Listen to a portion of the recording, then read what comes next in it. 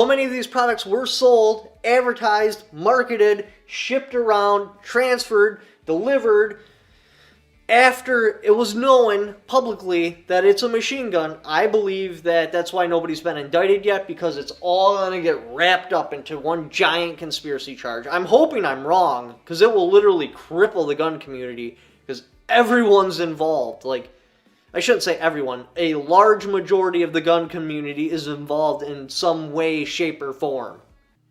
Now, before we get into this and I tell you a bunch of stuff you absolutely do not want to hear, understand, I am not on the side of the government. Not at all. I do believe that these can never be classified as a machine gun because they don't meet the definition. However, we're looking at what we are facing right now, and it's just to help you understand what's going on so you can see the full picture and make an educated decision based on the information we have at hand. And another thing you absolutely cannot forget is if you'd like to help support the channel directly, you can purchase a Freedom Star right from shoponlytacticalfans.com at my Shopify. It's got a Velcro backing that you can stick directly onto your gear. I'll explain exactly the significance of the star at the end of the video. So, what's going on and what exactly do I think this means? Well, first off, I'm not a lawyer, I'm not giving legal advice, and if you take legal advice from me, you're stealing. I'm just predicting on exactly, like, this is the picture. Okay, so we got these puzzle pieces. What might the picture look like in the end?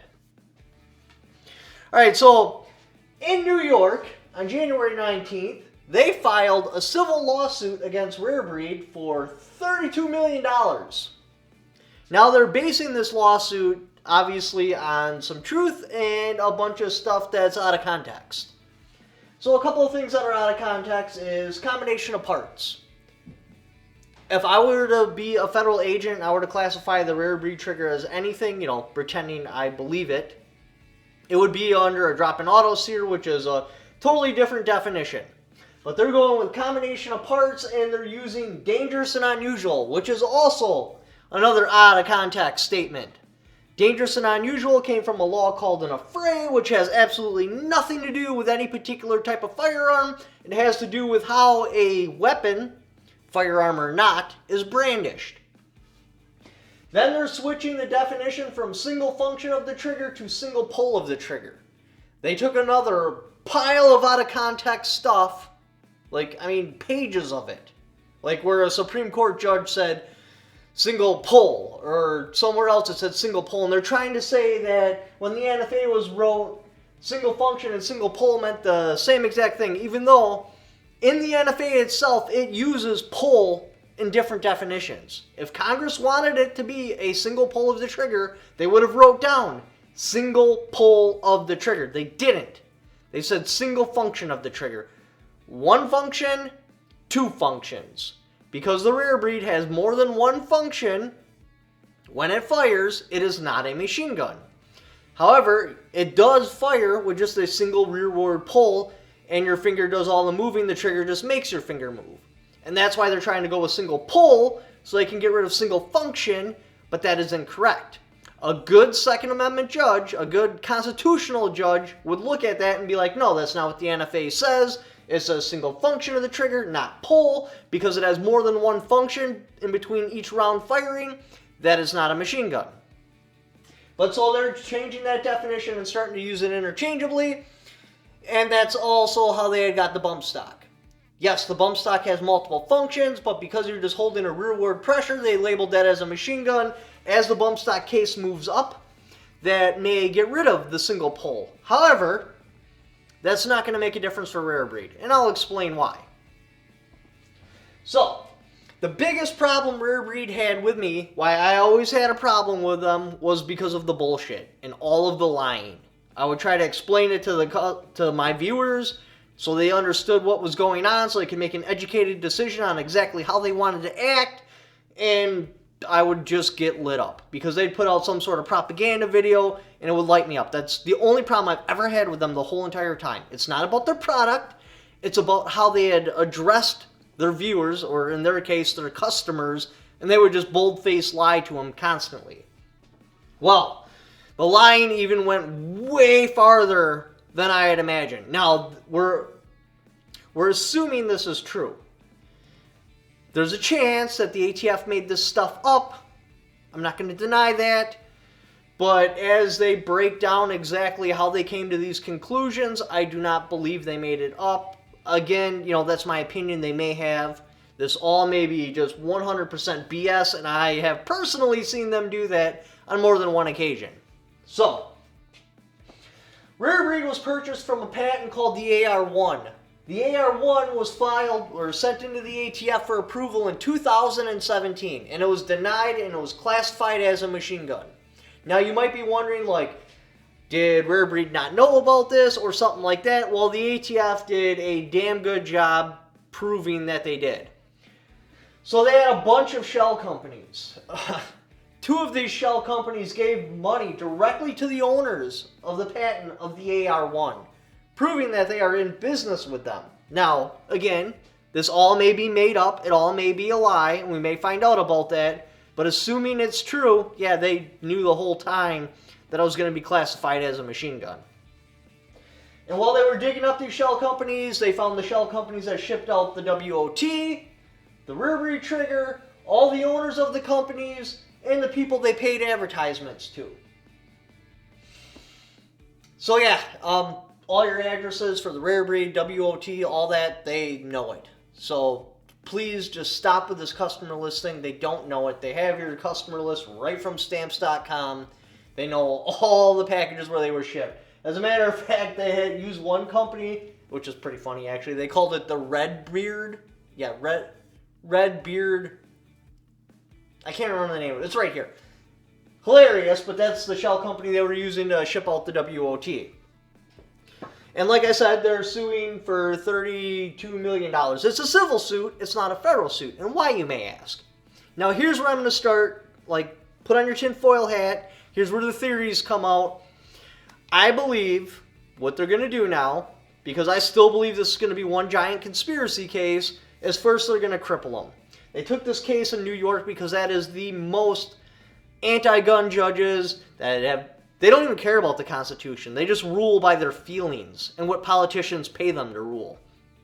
So this case will go in front of New York, and they were able to put it in front of New York because of one of the companies that they had, one of the shell companies, were in New York that had a New York bank account that would send money out to people. They're going to win. The judge in the case, which I expected, has issued a temporary restraining order. This is a restraining order preventing Rare Breed from selling any of their stuff. And if they do, that is very bad. It can lead to very, very serious charges against Kevin Maxwell and Lawrence DeMonico. Rare Breed's going to get sued for $32 million. How that will divide up of the owners, I don't really know. But either which way, I suspect that each owner will be hit with a dollar amount they can't pay back. They will probably seize and or freeze all bank accounts related to all these people. So now they have zero money to try to fight this. So now we're not looking at a case of taking it up to the Supreme Court and arguing, can the ATF legally switch the definition from function to pull? Which they can't. They actually could have won this case, but they just... So now instead of fighting, single function of a trigger versus single pull of a trigger, they're going to have zero money. So even if you were to donate money to them, it wouldn't matter. The ATF would just seize it or they would freeze it.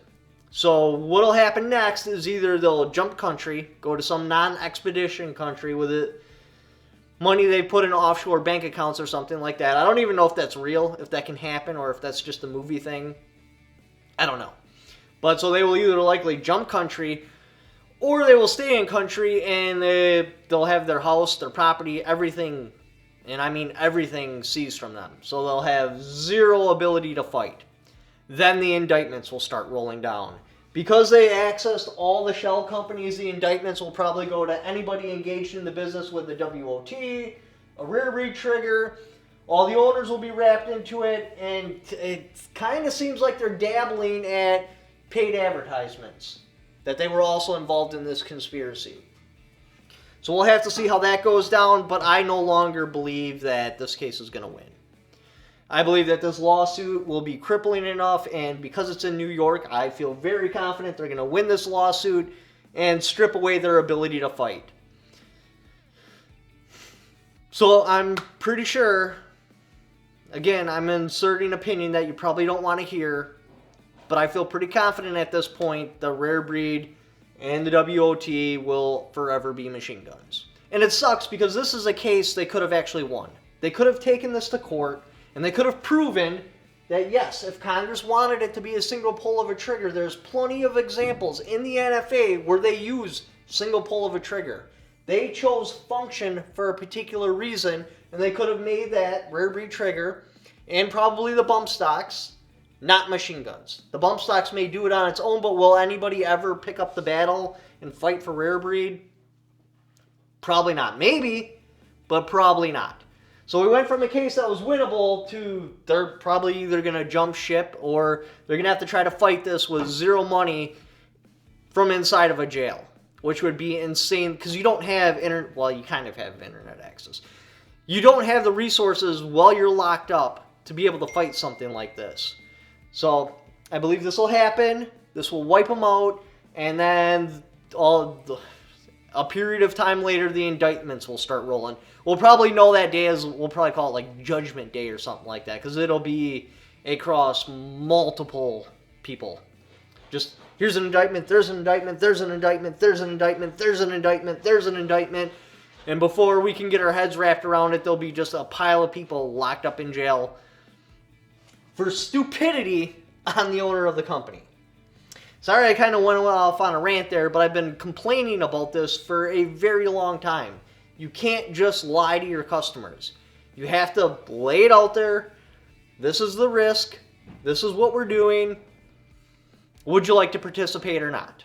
You can't be like, oh, you nothing to worry about. Just buy our product. It's 100% legal. And even if it's not, the ATF has no vehicle to be able to go after you. Yeah, they do. They got a hold of all your shell companies. They know every single address you've shipped to. Anywho, the significance behind the star.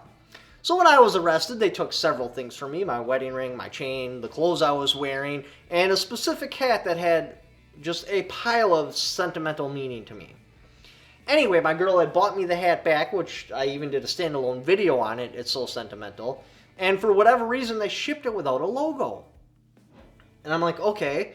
And she wanted to send it back and get the logo put on there because we paid for the logo. And I'm like, no, babe. That logo was on that particular hat. I don't even like the Cowboys. Yes, I love their cheerleaders, but I'm not a Cowboys fan. And so making that hat, it doesn't do anything for me. That particular hat had the memories on it. Why don't I go and get a new logo embroidered on my new hat and we'll make new memories? Well, anyway, the logo I had embroidered on that particular hat is this right here. And the reason it's an upside down star is because the ATF came in and flipped my life upside down. And the reason it's not broken in two pieces, because they also shattered my life, is because it's healing. This scar right here represents the support you guys have given me. You guys are helping me pull my life back together and fight these charges. So, if you'd like to symbolize my fight with the ATF, you can purchase this Freedom Star right here from shoponlytacticalfans.com. Otherwise, if you want to just donate directly, I got my PayPal, and I also have affiliate links in the description down below. Just by clicking on those particular links, even if you don't purchase what that particular link is for, just clicking on it and doing the Amazon shopping you were already going to do anyway. I'll kick back for it because you came there off my channel. Thank you for watching. Don't forget to subscribe.